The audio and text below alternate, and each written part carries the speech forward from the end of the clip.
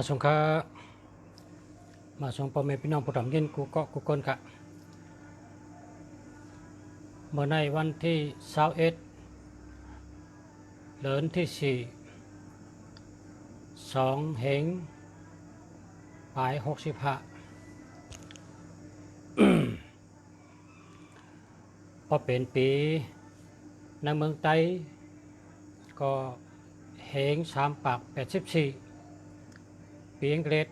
2เหง22เมื่อในวันจัดสปาเต้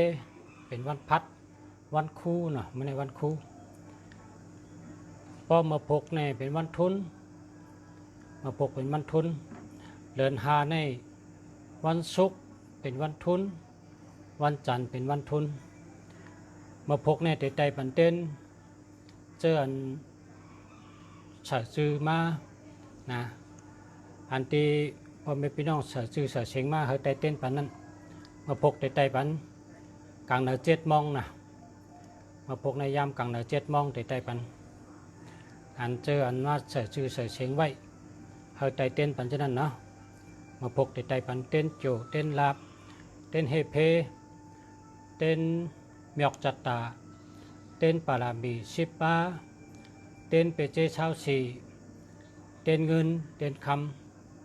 ำหมังก็ไตเต้นแก้ปัญหาแล้วก็เต้นหนำปอฉะนั้นจอมมีหลายก็หลายเมียวนะตั้งโหลก้นก็เหมือนกันตั้งโหลก้นเท่าเหมือนกันคำพ้องเคยมีลาบก็ไตเต้นลาบคำพ้องเคยอยู่ดีกินหวานก็ไตเต้นจูเฮรอดเพในก็ไตเต้นจูอันสั่งไว้ลักพ้อยจูปาก8นั่นก็ได้อะเมื่อพกในตัว2 ปันนะอันสั่งมาลักพ้อยเฮเฮ็ดปันลักพ้อยจูปาก8นั่นเฮ็ดยาวเมื่อพกในตัว2 ปันค่ะนะ แล้วก็เมื่อในมีตั้งกินเมียวหนึ่งนี่ตั้งกินจะไหนในมันมี13 เมียวเป็นหมักไม่หมักดอกเอามัดตำพองเฮียวก็13 เมียวในรอกันไว้อันนี้พอใครกินในก็สิกทงให้ถอกเนื้อลิ้นกินได้กำเดียวครับนะสิกทงถอกเนื้อลิ้นเฮียก็ไปเนื้อซบกำหนึ่งอื่นน้องกะเพราะอื่นน้องกะก็กินน้ำจ้อมให้นั้นง่ายดีครับจังไหนในก็ก้นนั้นเขากินเนี่ยนะก้นนั้นเขากินในเขาเป็นวัดเป็นค่ะยกกะวัดในเขาเป็นเลยว่าพอก้นกินจังไหนนะเป็นวัดนั่นกะกลางเนยกินให้ปอกกลางคำกินให้ปอกพอผักแค่กินก็อันนี้ก็มีค่ะนะอันนี้ลุงเสียกินมาหึงก็เอามาต่างรัดว่าพอผักแค่กินก็สั่งมากอะไรนะอันนี้ผักแค่กินก็สั่งมากอะไรพอกินเอาได้มันเป็นวัดค่ะเนาะมันเป็นวัด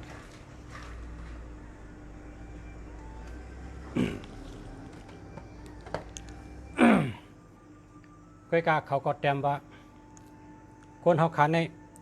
โลกินตั้งกินหลากหลายเนี่ยว่าโลกินตั้งกินหลากหลายเฮาตั้งกินเท่านี้เฮาเลยกิน5 เมียว1 วันเนี่ยนะ1 วันให้เลยกิน5 เมียวข้าวเคโถลิ้นหมักเกียงผักปีหอมะเขือส้มในเป็น5 เมียวครับทัดมันเหมือนทันให้ทัดค่ะอันคำว่ามันเนี่ยเพราะสูเจ้าได้กินวันหรือวันนั้นวันไหนในวิตามินเนื้อตัวสูเจ้าก็เตรียมทนนะกินหมักเกียงให้อีกนึงหมักเกียงในซื้อไว้เป็นลูกให้กินอีกนึงหมักเกียงนะพอกินหมักผ้าก็บีบเอาน้ำเนี่ยมันน้ำหมักผ้าเนี่ยเฮ2 ลูกเฮียก็ใส่น้ำให้กินหมักเกียงหมักผ้า แล้วก็หมักอันดีเลยเปิ้นได้มันหายาบนะเปิ้นห้องว่าหมักขามเนี่ยหมักขามเนี่ยหมักขามเขียวม้นต่อรอบนั่นอันนั้นนั่นดีเลยเปิ้น1 วันได้กิน8 ลูกกิน8 ลูกแล้วก็กิน13 ลูกก็ได้เพราะว่าไหลมาหมักขามในเอามาล้างพอล้างก็กอกออก8 เม็ดมันเหเอาเนื้อนั่นใส่หวานไว้เจตู้เย็นไว้กินได้3 ปีค่ะนะหมักขามเพราะใส่ตู้เย็นไว้ในเก็บไว้ได้3 ปีครับพอเขาก็หั่นหมักขามในเถินเขาก็ปิดมันน้ำมาล้างแคมๆมาก็เอาเม็ดมันออก8เลยเอาเนื้อนั่นใส่หวานไว้เอาใส่ตู้เย็นไว้เก็บไว้ได้ตั้งถึง3 ปีกิน1 วัน8 ลูกอันนี้พอนดีนำทนหมักขามนะหมักขามม้นตะล่อมนั้นที่เมืองเขามีน้ำแกะ1 วันในเขาได้กินปันกินโถนะกินโถทั้งก็ได้ข้าวเคก็ได้โถลิ้นก็ได้อันนั้นก็กินผักหมี่หอกินมะเขือส้มกินหมักเก้งกินหมักผ้า เพราะเขาเลยกินปัญหาเมียวปะเนี่ยตั้งเป็นวัดทันวันนั้นอันที่เป็นโกกันหนานั้นมันเป็นค่ะใกล้กะเฮาคาโลกินปันอำโลกินน้ำนะอำโลกินน้ำกินเมียวอิดกันตั้งกินในเปิ้นกินน้ำเพราะกินน้ำเนี่ยล้นเรือมันมานั่งเก๋ในเพราะกินน้ำก็ไม่ได้เพราะกินละก็ไม่ได้ยาวก่อนน้ำพึ่งในเพราะมีได้กินกังแล้วเจ้าตื่นมากินเห็ดจ้องพอตื่นนอนกินเห็ดจ้องพอเยอะนั่นก็น้ำพึ่งนั่นก็ลีกะนะเปิ้นก็เปิ้นปันกินน้ำนะเพราะกินน้ำในจังเป็นเพหมักขามในไรที่1ครับเนื้อกาหมักไม่ตั้งเชียงในหมักขามในไรที่1ครับพรดีมันไรที่1ที่เมืองอเมริกันในเปิ้นเอากะจามด้วยถัดหมักไม่ตะก้าหมักไม่ในหมักขามในไรที่1ครับเมื่อเขาก็เรียกในกรรมมาในมันสอนว่าอาเยมาเปียเยอัตตีมาเกจจุตีอันหน่อยมาสินต้องมาหน่อยมันใจเขาอะมันใจอ่านกรรมมันสอนเขาในว่าเพราะเป็นเคอเนี่ยนะเคอสมาหน่อยในรีเลเปิลเนี่ยเป็นยาแบบเพราะเป็นหมักในหมักหน้าในรีเลเปิลว่าเพราะเป็นน้ำพึ่งรีเลเปิลเป็นว่าจังนั้นเมื่อเขาก็เรียกในมันเขาสอนใกล้การเมื่อเดียวในเมืองอเมริกันในเป็นก็เป็นพักยืนนั่งเขียวก็เป็นว่าเขียวๆเขากินเนี่ยเพื่อนเอากับแจ็ดด้วยมันจ่อยอีหังตีก้นเขาไรเนี่ยก็เป็นพักอันก้นเขากินเนี่ยพักมีพักกี้มีขาวมีแหลงหมักพิษโถเน่าเข้าเขโถลิ้นกล้วยหอมกล้วยยาแข็งหมักขามหมักผ้า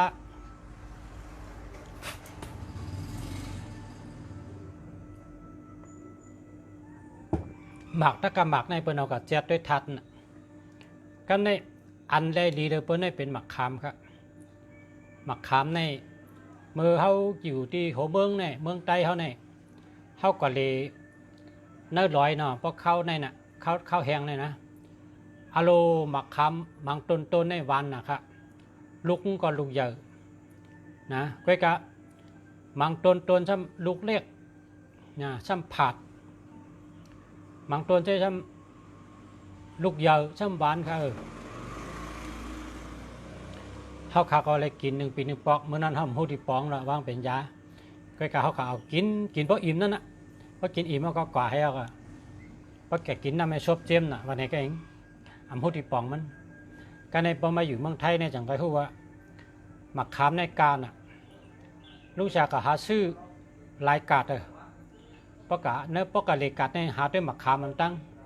พอเปิดขายหมักขามในซื้อมาไว้น้ำมาล่างแคมๆนี่ก็ผ่าเอาแบตเป็ดถึงแบตเทวขึ้นเนินอะไรเอาเนินนั้นใส่หวานให้ใส่ตู้เย็นไว้1 วันให้กิน8 ลูกเป็นอียาลีอันลุงสาวมันในสุเจ้านี่ก็เป็นหมักไม้ก็มันเจออียามันเป็นหมักไม้หมักดอก13 เมลจู้กันให้เขาเฮ็ดเป็นผองไว้ครับเนี่ยอันนี้เขาขาย1 อันนี้1,950 บาทกันนะ1 อันนี้1,950 บาท1 อันนี้นะ1,950 บาทอันนี้เป็นหมักไม้13 เมลนั่นน่ะเพราะว่าอยู่นั่นเถินได้เอาหมักขามนั่นน่ะเอาหมักขามในมาเก็บไว้ห่างเผยห่างมันที่เมื่อข้าอยู่ปังหลงพอเท่าเขาเป็นเจ้าอียาป้องอียาพอถึงข้าวเก็บหมักขามในเปิ้นก็สั่งพี่น้องเมืองกึ่งก็สั่งพี่น้องหลายๆตีเปิ้นให้เก็บหมักขามมันพอเก็บในเปิ้นมาตากแห้งพอตากแห้งในเปิ้นเอามาขายเปิ้นห้องว่าปลิกเชนี่เปิ้นป้องยาเลือด12ยาเลือดผ่องแหลงยาเลือด26ยาเลือด27ยาเลือดอยู่ป่ายุงยาเลือด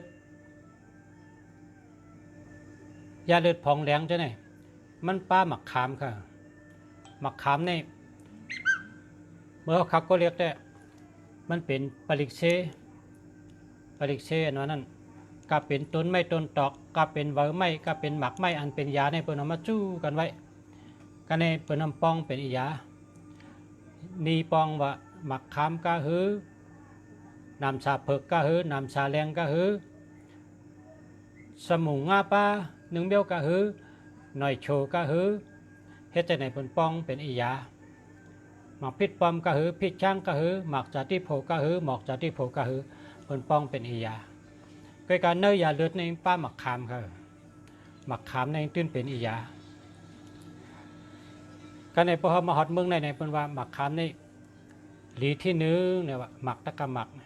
ดูเลยกินมัน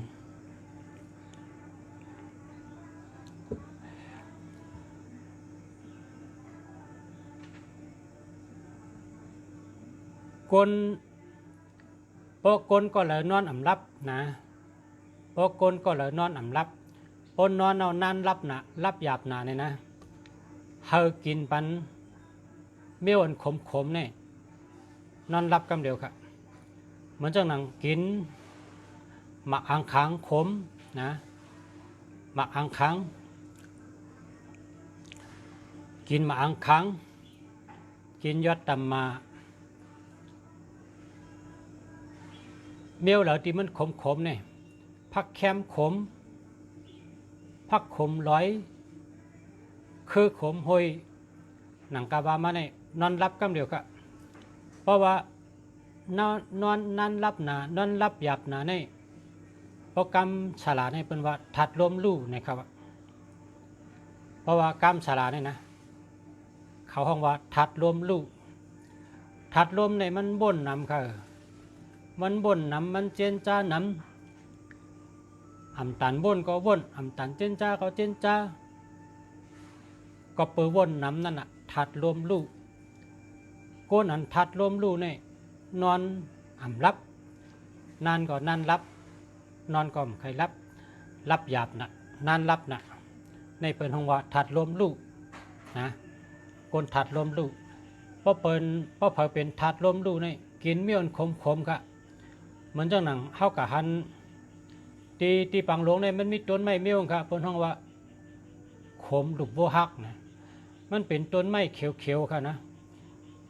เปิ้นเอาเบอร์มากินค่ะมาหนุ่มเนี่ยมากับน้ำพริกกิน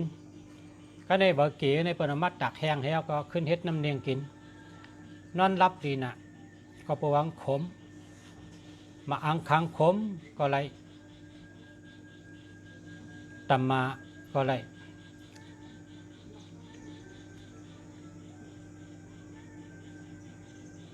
คือขมห้อยอันนี้ก็มีตีปังหลงเพราะกัดทำเปิ้นเท่าอันเปิ้นอาศัก60ขึ้นเหนือในเปิ้นฮู้จักกูก็เพราะเท่าคือขมห้อยอันวันนั้นเป็นจึงหือไว้เนี่ยเปิ้นกะเอามาให้เอาเปิ้นมายางขาไว้พอตังน้ำเลือดในเปิ้นเอาผ้าในเตียบตก2-3 ป๊อดถึงเหมือนน้ำคือให้เลือดป้องเลือดเนี่ยจะมากินเป็นยาคือขมทนใกล้กับก้นเท้าเนี่ยเขาเกี่ยวกินอาหารขมเนี่ยก้นเท้าใหญ่ก้นเท้าดงเนี่ยเกี่ยวกินขมห้อยคือกินนอนรับดีนะเพราะว่า8 โมงปลายก็ใครรับเพราะ8 โมงปลายก็ใครรับอ่ะ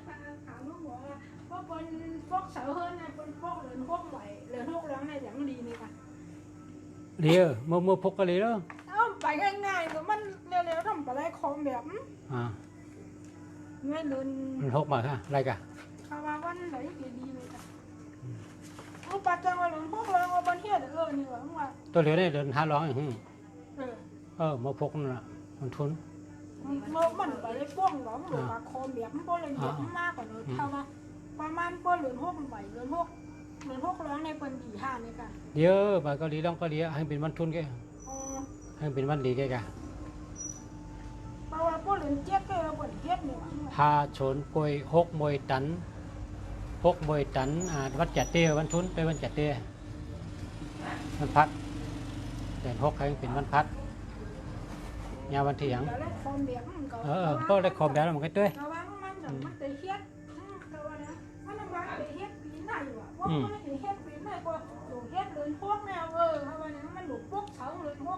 ก็หลังเดินพอกคำก็รับแต่เฮ็ดก็พวกอะไรพวกเฉาอะไรก็เลี้ยงรู้นะเจ้าเฮ็ดยาวเฮ็ดแล้ว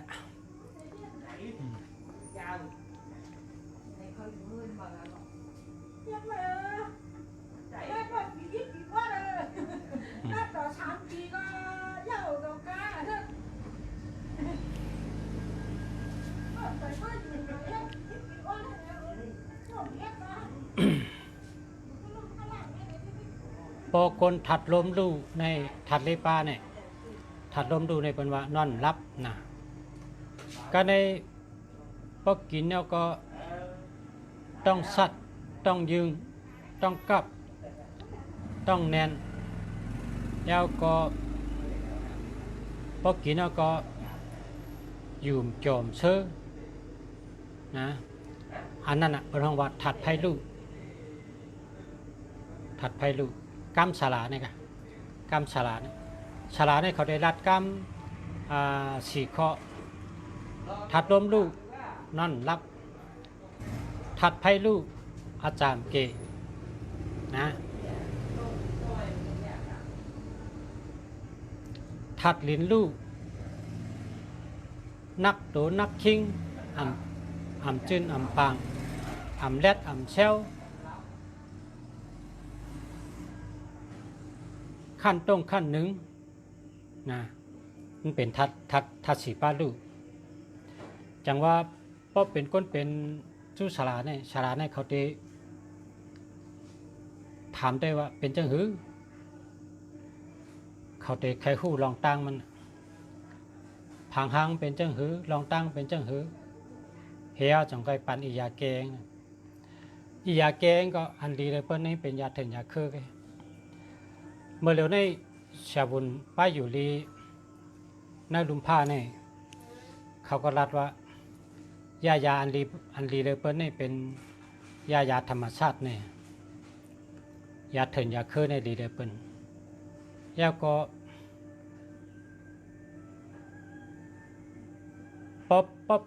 พอเป็นชังนะพอเป็นชังก็ตัวเจ้าเก่าในเฮาขึ้นตัวเจ้าเก่าในสั่งถูกเลยเปิ้น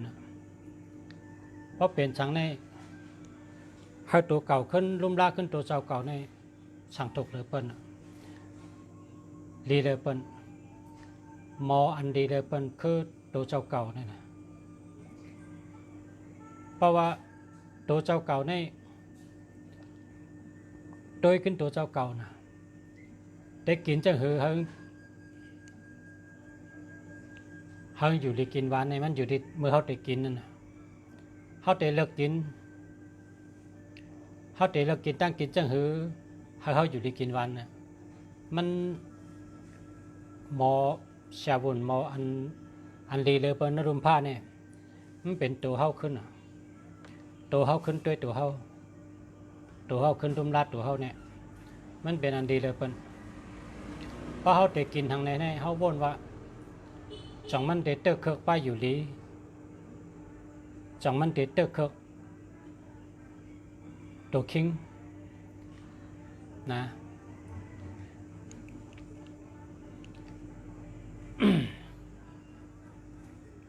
อันเดเฮ็ดให้เตอร์เคิกตัวคิงนี่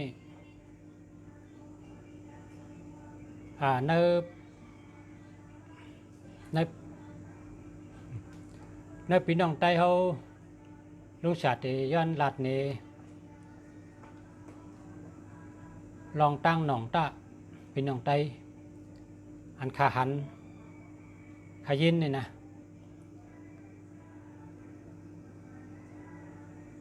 พี่น้องใต้เขาพบเขาเสิร์ฟน้ำไม้เสิร์ฟไผ่กันต่อเสิร์ฟเข้าไม้พักไม้เนื้อบันก่อให้กินนี่อาชักยาวให้ก็ค่ะเชี่ยวตายกูก็ค่ะก็เพราะว่าหวานก่อนี่ซ้ำไปว่าเปิ้นเตรียมว่าเสิร์ฟไม้ไล่มาในเชตาเขาเยาอันนั้นมั่นใจค่ะมั่นใจความเตะค่ะ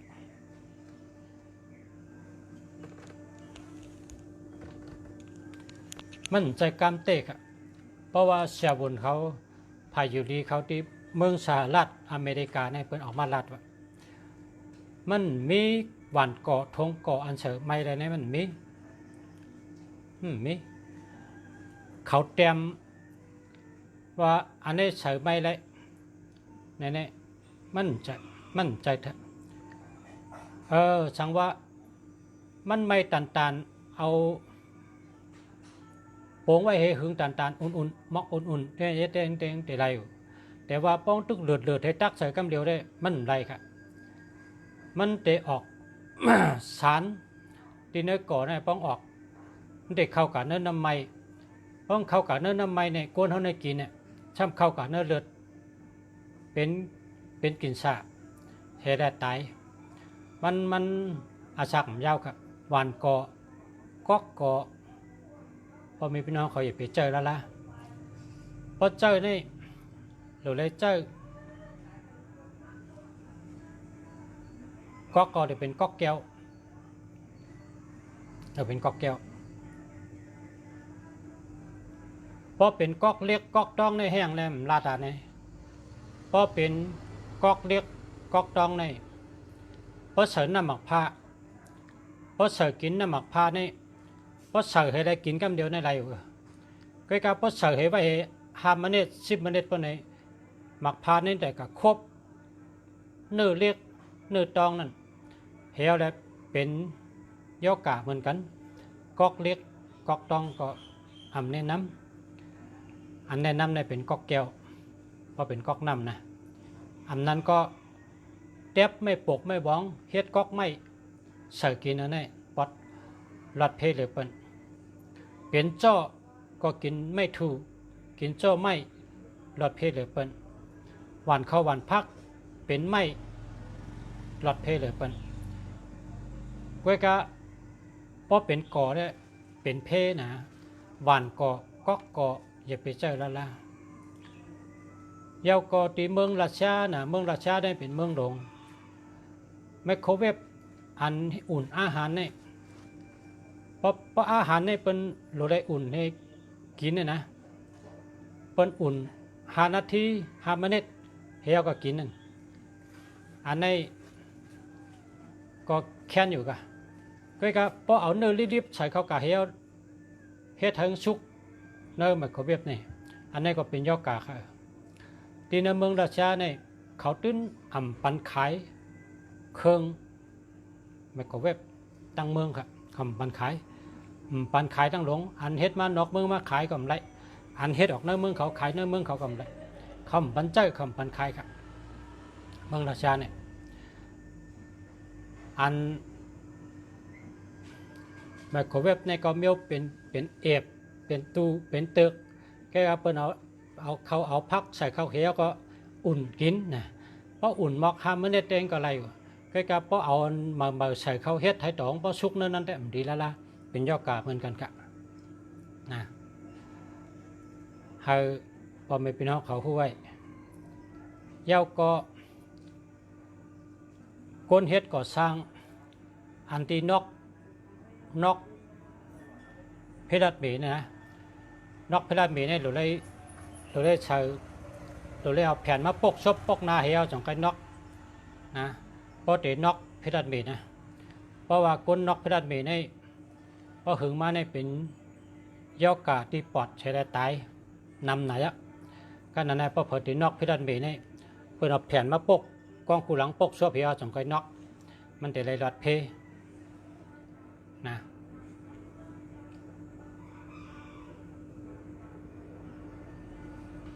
เจ้าในพี่น้องไต้เอาอะไรเหตุการณ์เจ้าในน้ำนะอันนอกพิรัตเมก็นอก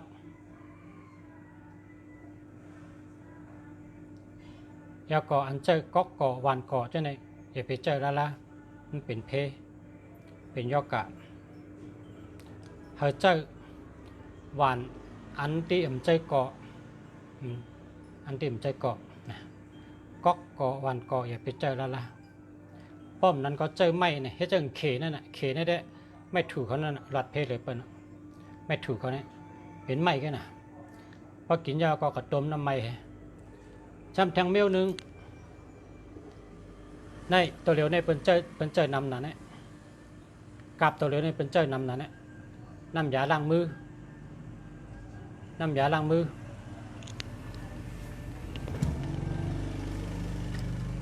มี2 เมี่ยวนะเป็นน้ำก็เมี่ยวอันเป็นอันตรงก็มีน้ำยาล้างมือนี่ก่อนที่เดี๋ยวก็เป็นตั้มไปกุฏิเขาก็ใส่ที่มือเขานี่ก้อยกะเมื่อเร็วนี่ชาวบุญเขาออกมาลัดว่าเพราะเผยใส่ยาล้างมือนี่นะหรือไรกันล้างมดใส่ค่ะนะหรือไรล้างมดใส่เพราะว่าเฉยยาล้างมือก็ดูเลยกับล้างสับยาให้ก็เพราะว่าเราเอามือเขาเนี่ยยิบกินอาหารยิบกินตั้งกินนะเพราะเขาเฉยยาให้ได้เพราะเขาล้างนะมือเขาเนี่ยเขาทำกับยิบกินตั้งกินเพราะในเป็นยอกาบเหมือนกันค่ะเป็นยอกาบเหมือนกันในกอกาบตัวเหลียวในซ้ำกว่าทั้งเลยก็มีน้ำยาล้างมือกุฏินะห้ามข้าก็ใส่กลางเลยก็ใส่กาฮอตที่เลยก็เปิดทำเป็นตั้งนาเฮิร์นเป็นนาล้านเป็นเขาก็ใส่นะ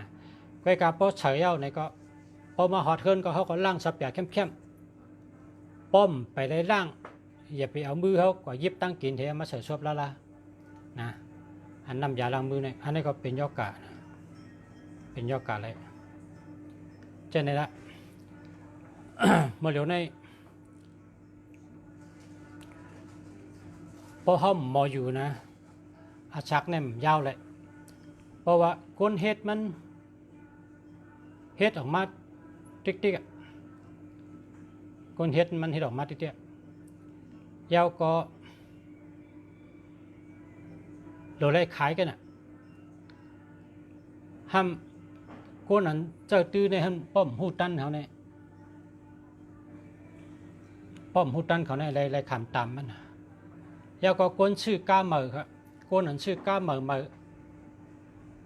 ก้าหนังปัดหนึ่งเนี่ยก้าเหมอเพราะอะไรมาเนี่ยเพราะว่าอะไรมายาวเนี่ยเราได้ผุยเอาหมันมันลงมันหมดแถวเธอไอเมนตั้งเนื้อเนี่ยออกไปก้นนั้นชื่อก้าเหมอกูก็เราได้หู้ไว้เพราะว่า น้ำยาอันเป็นตาตั้งในรถเนี่ยเป็นย่อกาเหมือนกันกาเหมือน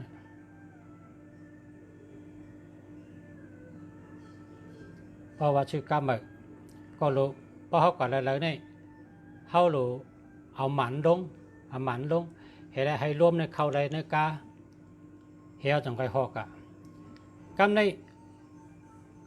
กาเก่าก็เยอะเขาหลุดอะไรมีตีเก็บมันเขามีโฮมไปนะเขามีโฮม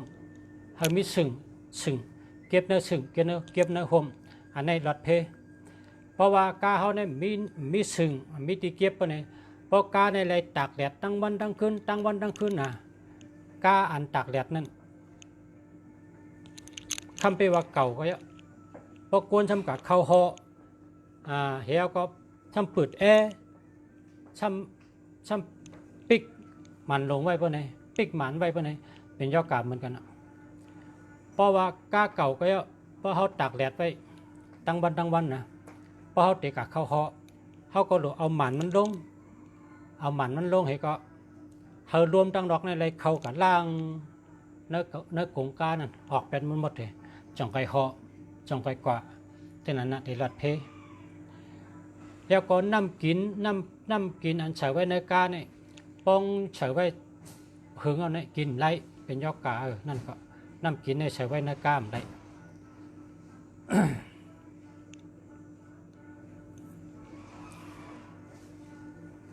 เป็นยอกะแล้วก็แทงเมียวหนึ่งน้ำหอมอันเบิ้ลสิทธิ์ในกาเนี่ยเป็นยอกะมันก็ในสิทธิ์ไปเพราะหอมหึ่งในกาเนี่ยนะโกนเขาเนี่ยมันพูดว่ามันติดเข้ากับเนื้อปอดเท่าเนี่ยมันพูดมันก็สิทธิ์เอาตั้งหอมมันซ้ำกาทนทำหอมทนอันนี้มันดีเป็นยอกะต่อคนเขากาเนี่ยนะเพราะว่าสิทธิ์ไว้กำในซ้ำที่โคนุ่งโคไหวเขาในเปิดมีสับหยาน้ำสับหยาพองตัดได้สักใส่ในเครื่องนั่นกวยการมีทางมิ้วหนึ่งเปิดเฮ็ดมาน้ำยามันเนี่ยเอาถอกใส่ในเครื่องให้เขาซักจ้ำกันกว่ามันหอมอะไรเป็น3 วัน 4 วันเนี่ยต่างไปหายซื้อในมาใส่เอาอายด้วยความหอม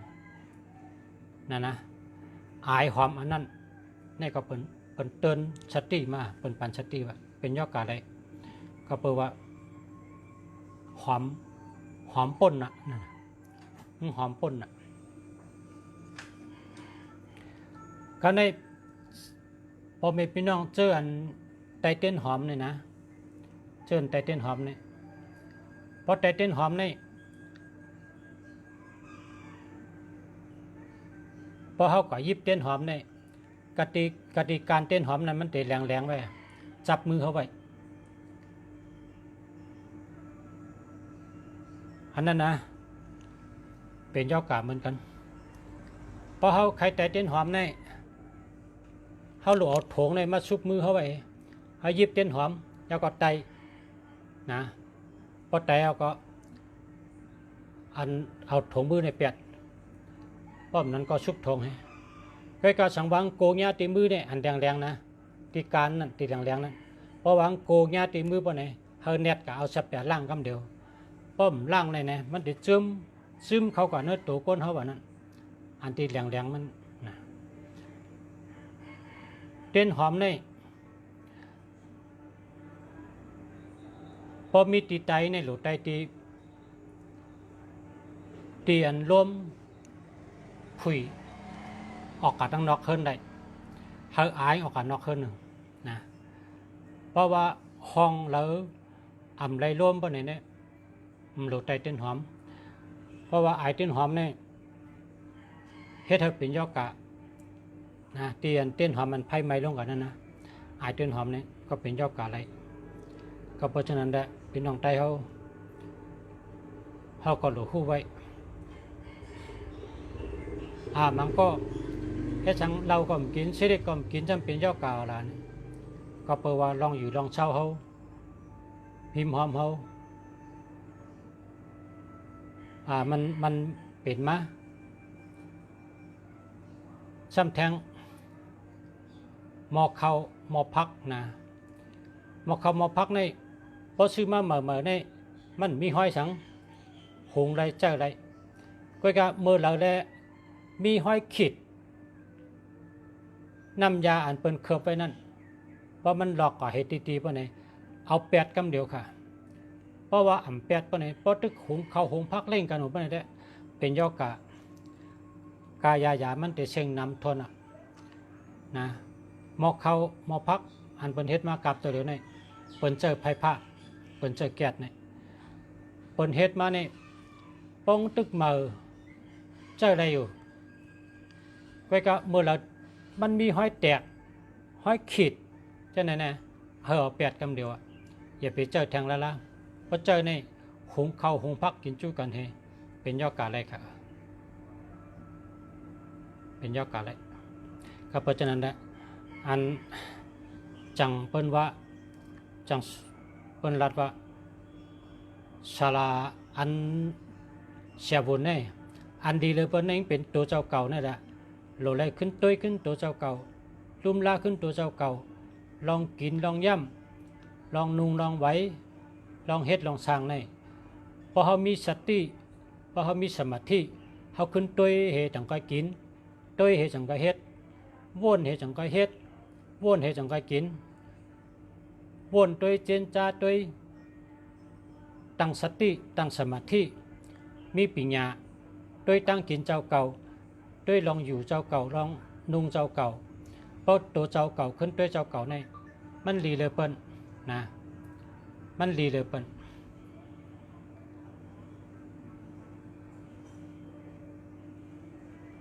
อันดีเลยเปิ้นเหมือนตั้งหนังชาวบุญเขาลัดว่า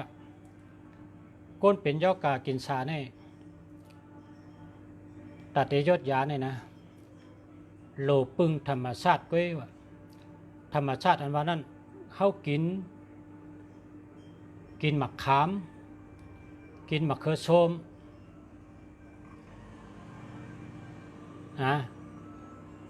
กินหมักไม่หมักดอกเฮและอยู่กว่าไรสืบอาศักยืนยาวกว่าไรนะก้นเป็นยอกาเย้าในเนื้อก็มกินไรเอาปลาก็มกินไรเอาน้ำปลาก็มกินไรเอาปลาล่าน้ำอันเป็นเชิญหมักสร้างพอดตำเลยนะเช่นไหนก็มกินไรมันกินไรอ่ะก็แปลว่าซ้ำไปว่าเฮ็ดสุกหุงสุกสิตาก็เพราะว่าเลือดในก้นเลือดในตัวก้นเท่านั้นเลือดในตัวก้นเท่านั้นพอเขาเอาอาหารตั้งกินนั่นที่เป็นเพศนั่นเข้ากับเนื้อต้องเท่านั้นซ้ำไปว่ามันตายอ่ะมันชุกก็มันขึ้นวิจัยขึ้นได้อ่ะมันขึ้นวิจัยขึ้นได้เหมือนอย่างนั้นปลาหะเนี่ยเนาะปลาเน่าเนี่ยนะกำไตได้มาหืมหัวต่อปลาหะเนี่ยนะเป็นเสริมหมักสร้างพอตำเนี่ยเป็นเฮเดอร์อันต้มซุกก็มีอันดิบก็มีนะพวกคนเป็นยอกาไว้กินอันชุกได้แค่โยเนี่ยมันชุกอ่อนเนี่ยมันไรค่ะซ้ำไปว่ามันชุกเสียตาก็เมื่อเลือดในตัวก้นเขาเนี่ยมีไว้ในมีตั้งกินน่ะเลือดในตัวเนี่ยมีตั้งกินพอเขากินหมักไม่หมักดอกกินหมักไม่หมักดอกกินผักเขียวให้เนี่ยเขามีตั้งกินทั้งยอกาเนี่ยเขาจังใหญ่ได้เห็นแล้วพอเมื่อไรเขากินปลาห้าเขากะว่าไงเหมือนจังหนังเขากะเอาตั้งกินปันมันขึ้นวิจัยมาได้ครับกับเพราะฉะนั้นแหละพอมีพี่น้องเขาประวัติหมังเมียวหมังรองในเขาถามว่ากินอันชุกเนี่ยเป็นยังโย่เนี่ยเป็นเพราะเขาตัวเขาเป็นยอกกาไว้เนี่ยเขาก็ไม่ได้กินนะเราได้เวหนังเฮือเพราะก้นติ่มเป็นยอกกาชังก็เป็นชังหนึ่งกินได้กูเมียวนะกินทางก็ได้เคยกับพวกคนติ่มยามเป็นยอกกาไว้เหตุปอกของปนเนี่ยหนังเฮือเต็มเป็นแทงนั่นน่ะเปิ้นปันกินหมู เป็ดไก่ปลาเนื้อตะกันเนื้ออะไรกินอ่ะกินกับหมักไม่หมักดอกกินกับผักเยนังเขียวเพราะฉะนั้นจังอยู่ดีกินหวานและเป็นยอกะเพราะปกตัวคนยำเป็นยอกะอันที่พยายามเป็นนะป้อมไปเป็นให้ปอกในก็เป็นหังกินหังก็ไรกุมเบี้ยวป้อมเป็นหังกินหังก็ไรกุมเบี้ยว กินบันเจเจนะกินบันเจเจพวกคนติ่มเป็นหังในพวกคนติ่มเป็นยอกะหังในเราได้กินปลาทูในปลาทูนะปลาทูหนึ่งใน1 เดือนได้กินบัน5 โตนะ1 เดือนได้กิน5 โตปลาทูนะอันนี้เป็นว่าถัดโปรตีนในตัวก้นเขาในเตรียมทนดีนะก้อยกะหมังก้อนในมันมีแต่ได้กินปลาทูในมันหยาบนะปลาทูในมันมีกุฏิก็กินนมแตนก็ไรอยู่ในนมก็มีถาดเล็กถาดกระเทียมโปรตีนเหมือนกันก้อยกะเนื้อนมเนี่ยเขาซ้ำใส่เกลือซิกยานำหนักนะใส่เกลือซิกยานำหนักเพราะว่ากินน้ำก็มันก็เป็นเยาหวานเห็นไหมได้สติสั่งว่าเหมือนอย่างเมืองไทยนี่แหละเพราะว่าคนที่มีโอกาสสั่งนะเพราะมีโอกาสสั่งในเราได้กินบันไข่ไก่ต้มเนี่ยนะ1 วัน 2 ลูกกินกูวันตัวไม่กินนะไข่ไก่ต้มเนี่ยแล้วก็1 เดือนในเลยกินปลาทู5 โตพวกนี้คนก็ในอายุยืนยาวไปอยู่ลีแคมอาศักกะหือก็เยอะมันเตอยู่ลีกินหวานแข็งแรง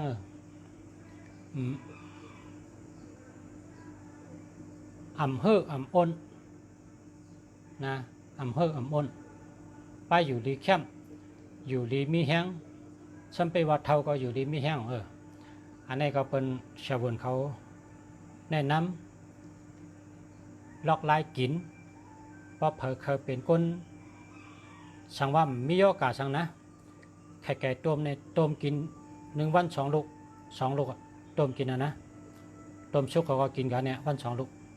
ติเกตชุดมัน2 ลูกกินกูวันยาวก็1 เดือนในอะไรกินปลาทูในซื้อมาเฮาก็มาวัน 1ชุกก็กินมันหมดได้5 โต1 เดือนกิน1 ปอกติเกตชุดนะกินนำโดยนั่นก็ไรนะอันนี้เป็นดอกไม้อยู่ดีกินหวานและอาชักยาวกันนะพอแม่พี่น้องไต้เขาพอแม่พี่น้องผู้ทำมีนะเขากูเจ้าเขาเนาะกำในแต่อุบกันน้ำด้วยหมายพงกันเมื่อไกมีพี่น้องถามเขามาหมายพงท่านไรรัดต่อกันเนาะขึ้นถามเขามาแทงไรกำในด้วยปันแล้ว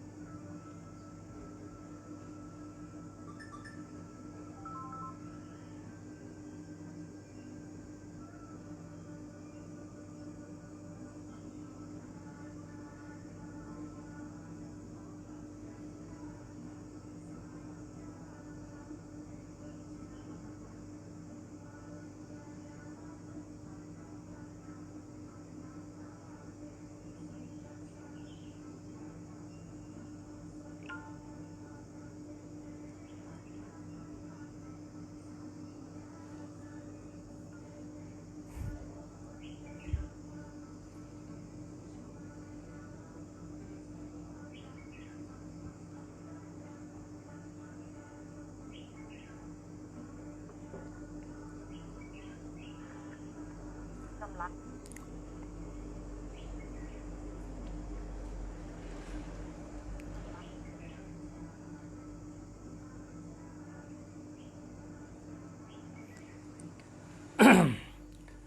พอก็เลยเคยถามด้วยหมายพงว่าถามเขามาน่ะกำได้ขัดตันเอาวะเมื่อไกลในขาลาดปันดอง เฮออยู่ดีกินหวานเฮออายุยืนยาวเลยเนาะ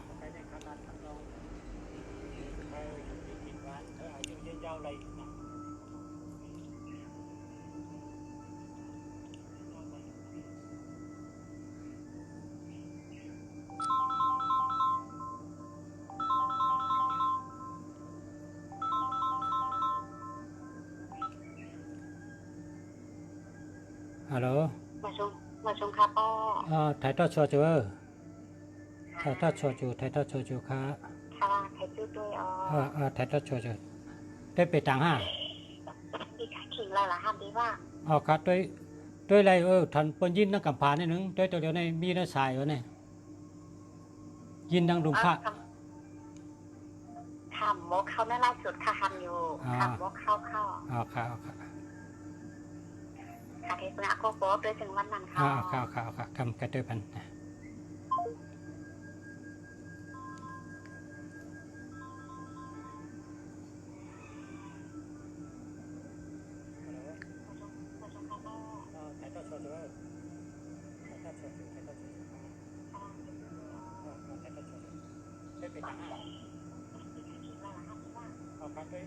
ด้วยอะไรทันเปิ้นยินนักกำพาเนี่ยนึงด้วยตัวเดียวในมีน้าสายอยู่เนี่ย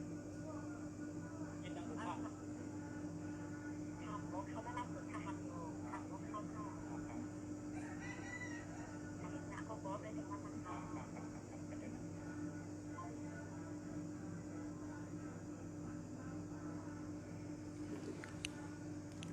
080-524-546ค่ะเจ้าแล้วค่ะเจ้าแล้วนะเจ้าแล้วค่ะ6556เป็นก้นลักเป็นก้นแรดนะ6556เป็นก้นหาเงินแรดเป็นก้นสั้นสูงนะ5445เป็นก้นมีปัญญาเป็นก้นลักแหลมเป็นก้นมีตั้งหู้2442เป็นก้นมีโตเย็นเย่ใจเย็นเย่ชอบเย็นเย่นะเจ้าแล้วครับ094-864-4893เจ้าแล้วครับเจ้าแล้วครับ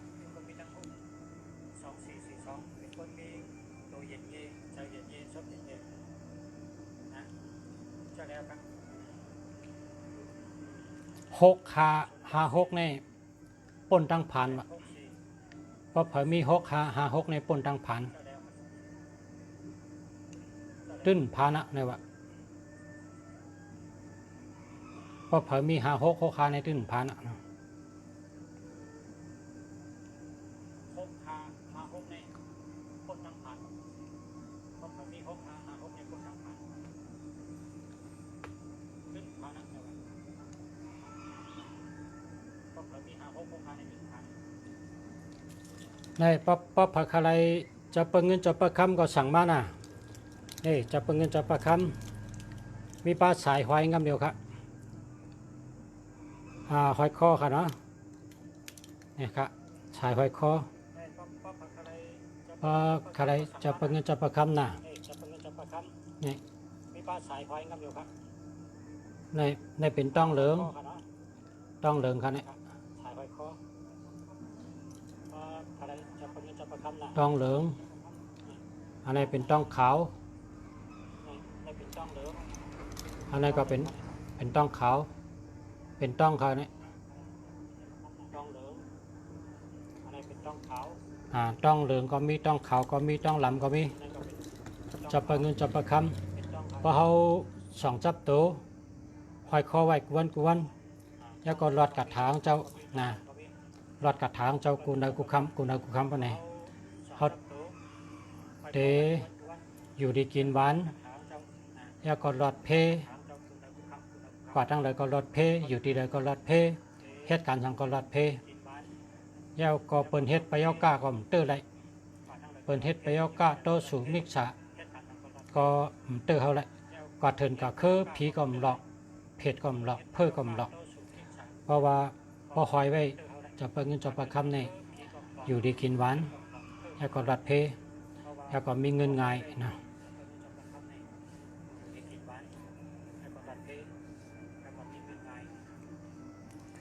0619612794อันนี้หาเบอร์นะ0821689926อันนี้หาเบอร์ครับ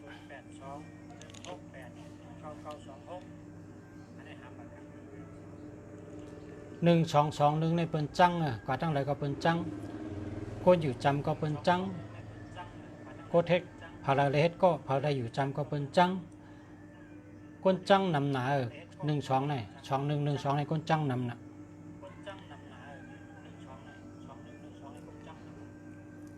025 5674อันนี้มี67หาเบอร์ครับ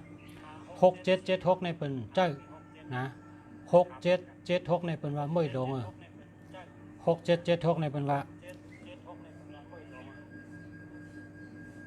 นะไม่ลงว่านั่นน่ะมันตันลูกก็ลูกมันตันชุ่มก็ชุ่มมันตันตายก็ตายมันตันผัดกันก็ผัดกันจะไหนเป็นห้องไม่ลงนั่นน่ะ67นี่อย่าไปเจ้า67นี่มันเตะปลาลูกแล้วนะก็เพราะฉะนั้นมันดีใจ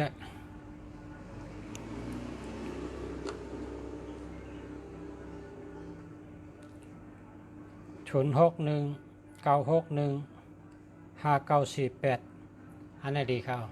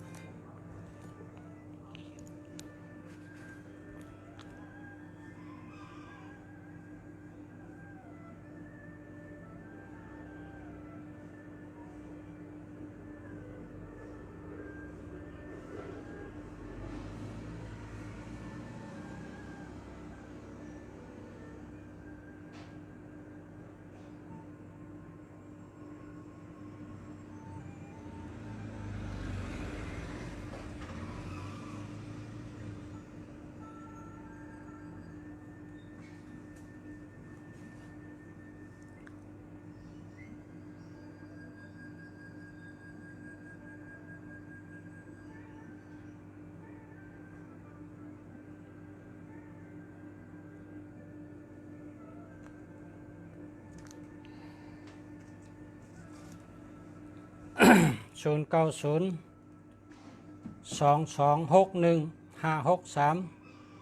หาเบอร์ครับ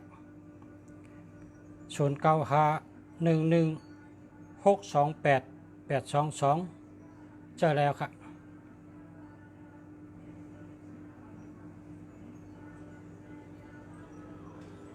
0830735479หาเบอร์ครับหาเบอร์ครับ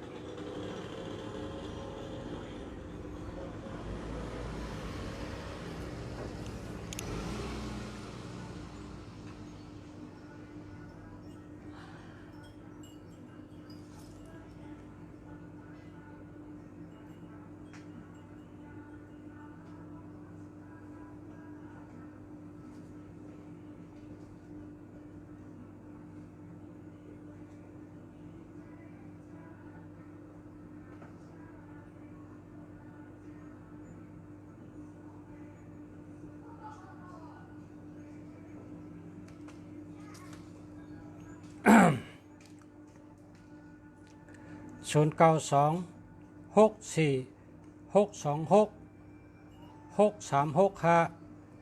นี้ดีแจ๊ะ6556ในเป็นสเทีย3663ตั้งหักดีเงินดี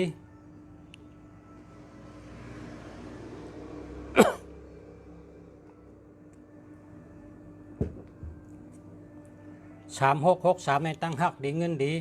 26ลาทังก็เป็นเงินเป็นคำก้าขายดี4664พออยู่จำก็เกี่ยวเจอซื้อเจอ92ห่างดีเลยเก่า26ลาทังก็เป็นเงินเป็นคำอันนี้ดีกุโตครับนางยอดเมืองพงแคมกูเตียวแคมกูโตดีกุโตครับนางยอดเมืองพง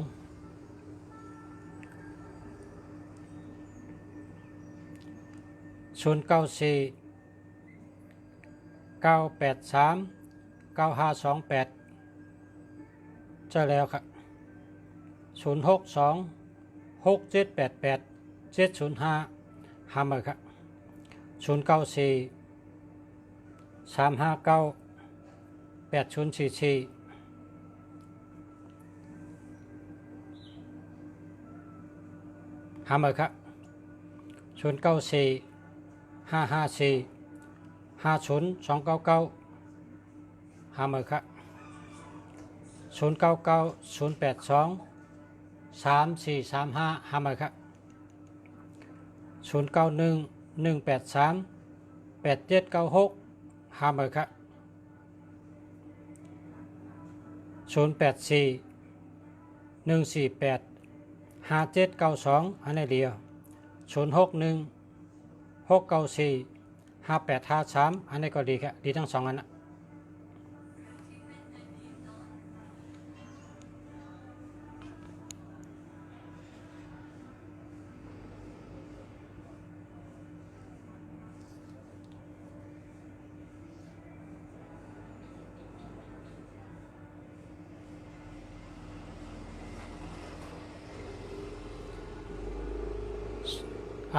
อันนี้เป็นหมายพงเมืองเขฮะ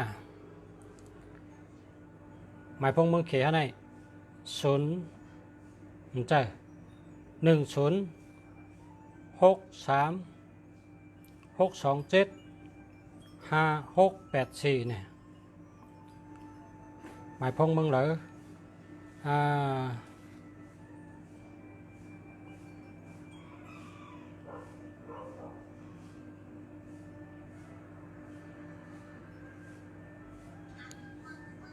เพราะหาอึ้งดีนะเพราะหาอึ้งดีใน121318273767เนี่ยอย่าไปหึงป้าอย่าไปหึงป้า0626785705อันนี้หามาครับ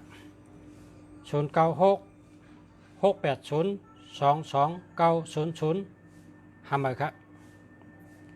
0636275684เนี่ยมันปลา27เนาะปลา27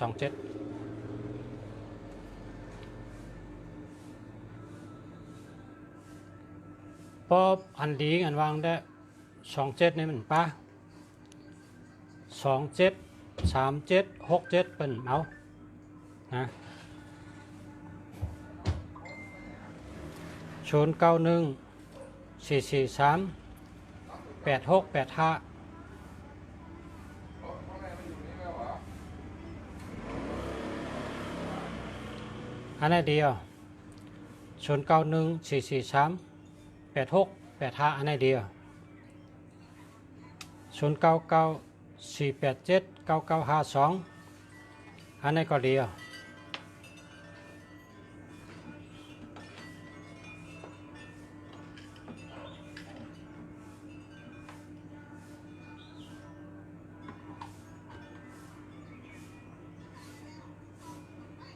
เพราะว่าพ่อแม่พี่น้องเขาก็ซื้อ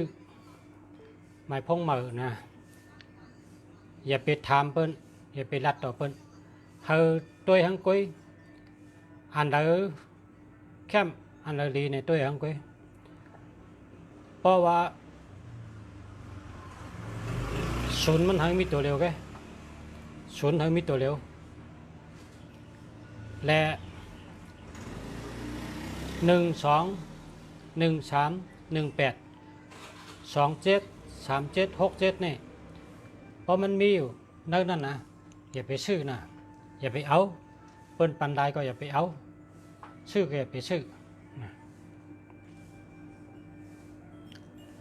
094554 50299อันนี้หาใหม่นะ094 46 02 3659อันนี้ก็หาใหม่นะ094 847 8696อันนี้แหละเจอแล้วครับ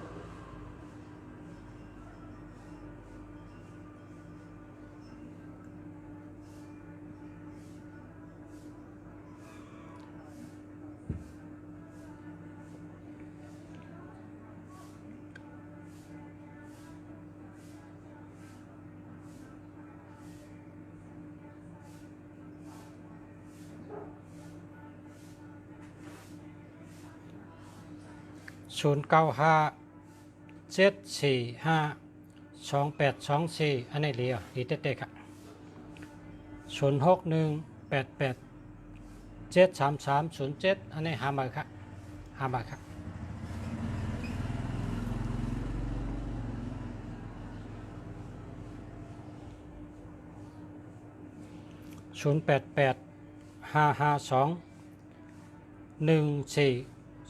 0885521435หามาครับ0993798057หามาครับ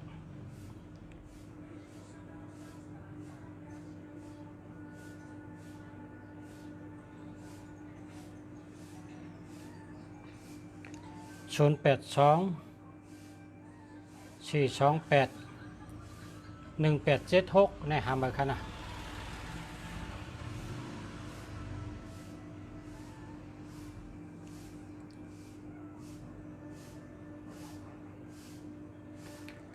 0950144751หามาครับ0617742563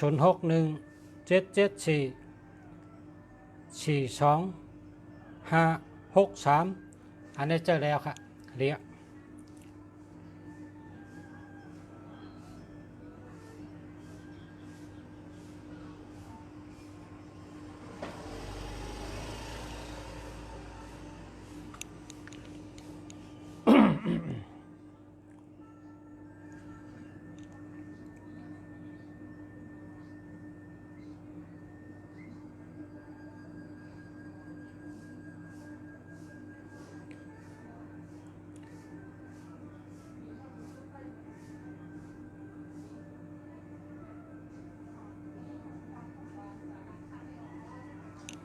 ขอบคุณค่ะ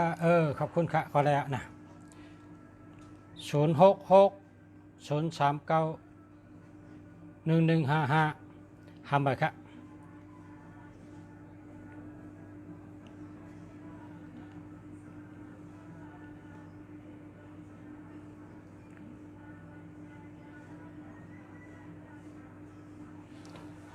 ขอบคุณนะขอบคุณกูเจ้านะก็แช่ปันเสียมึงดีหาก้นหูจักน้ำหาก้นหันน้ำนะใจกันแช่นะใจกันแช่1ก่อน1แช่0992625478อันนี้ดีอันนี้ดีแกนะแคมจะ 78ในมีเงินนำ7887ในมีเงินนำ54ในมีปัญญานะก็ในก่อนนะพอจะเมืองดีลัดต่อพอมีพี่น้องเขามี1ชั่วโมงเต็มอ่ะค่ะเต็ม1ชั่วโมงเนี่ยก็ยันชูเฮอพอมีพี่น้องผู้ทำยินกูก็กูเจ้าอยู่ดีมีเงินห่างดีกึกปืนกูก็กูก้นใช้คำค่ะมาสงค้า